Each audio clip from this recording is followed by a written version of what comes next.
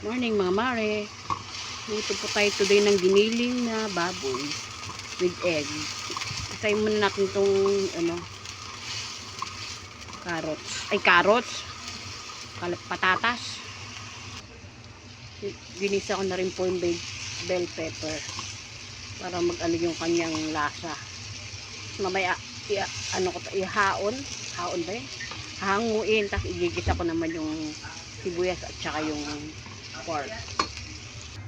Isa na po tayo ng ating sibuyas at bawang mga mare. Talagay natin sa ating pork. Ilagay ko na yung ating pork mga mare.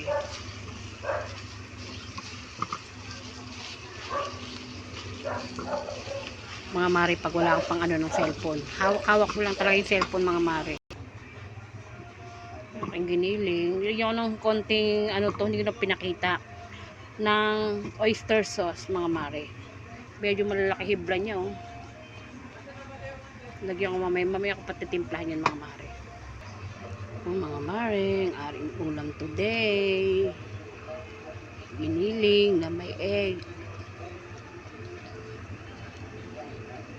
Yum yum. Kain po tayo. Bye bye, happy eating.